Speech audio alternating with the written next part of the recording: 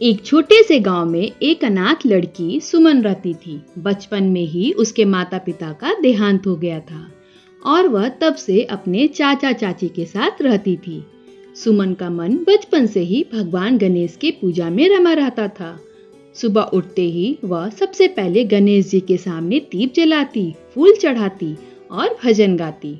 उसके लिए गणेश जी सिर्फ भगवान ही नहीं बल्कि उसके अच्छे मित्र थे। लेकिन उसकी चाची को यह सब बिल्कुल पसंद नहीं था। वह कहती, दिन रात बस पूजा पाठ, घर का कोई काम नहीं करती है, समय की बर्बादी करती है। हालांकि सुमन घर का सारा काम करती थी, फिर भी उसकी चाची सुमन के भक्ति भाव को पसंद नहीं करती थी। एक दिन की बात है, सुमन के चाचा ने कहा, सुमन, गांव में मेला लगा है, चलो मैं तुम्हें घुमा कर आता हूँ। यह सुन सुमन ने कहा, हाँ हाँ चाचा, गांव के सारे बच्चे मेला घूम कर आए हैं, मैं भी चाहती हूँ मेला घूमना। ऐसा कहकर सुमन अपने चाचा के साथ मेला घूमने चली गई।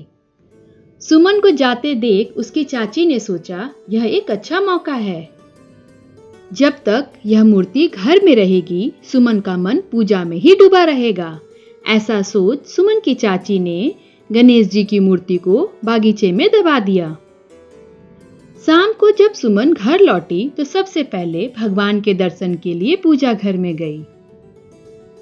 गणेश जी की मूर्ति को ना देखकर वह रोने लग गई और रोते हुए पूछने लगी, चाची, आपने मेरी गणेश जी की मूर्ति देखी है?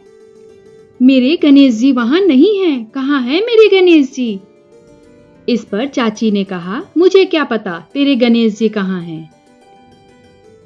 सुमन ने घर के कोने कोने में खोजा। बेचारी थक हार कर वहीं बैठ गई और हाथ जोड़कर कहने लगी, गणेश भगवान, मुझसे ऐसी क्या गलती हो गई जो आप मुझे छोड़कर चले गए?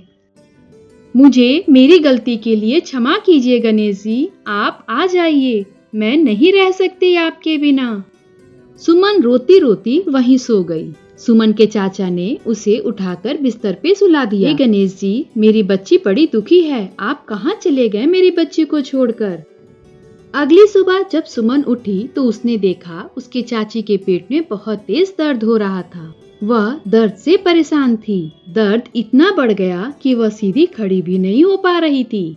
गांव के वैद्य को बुलाया गया, लेकिन किसी की दवाई से राहत नहीं मिली। दर्द के बीच चाची को बार बार बगीचे का वही कोना याद आने लगा जहां उसने मूर्ति दबाई थी। उसका मन डर और पछतावे से भर गया। उसे समझ आ गया कि यह भगवान का संकेत है, उसने बड़ी गलती की है। सुमन को पास खड़े देख उसने कहा, सुमन, मैंने ही तुम्हारे गणेश जी को बागीचे में दबा दिया था, मुझे माफ कर दो। सुमन चौंक गई, लेकिन बिना कुछ कहे तुरंत बगीचे की ओर दौड़ी। उसने अपने हाथों से मिट्टी खोदी और गणेश जी की मूर्ति निकाली। फिर प्रेम से उनका स्नान कराया और पूजा घर में रख दिया। सुमन ने चाची से कहा, चाची, भगवान कभी किसी से बदला नहीं लेते, लेकिन वे हमें सही गलत का एहसास जरूर दिलाते हैं। उसने गणेश जी के सामने चाची के लिए प्रार्थना की और अद्भुत बात यह है कि जैसे ही पूजा खत्म हुई, चाची का पेट का दर्द धीरे धीरे कम होने लगा। चाची ने सच्चे दिल से गणेश जी से क्षमा मांगी और उस दिन के बाद से कभी भी सुमन की भक्ति में बाधा नहीं डाली, बल्कि वह धीरे धीरे सुमन के साथ पूजा में शामिल होने लगी।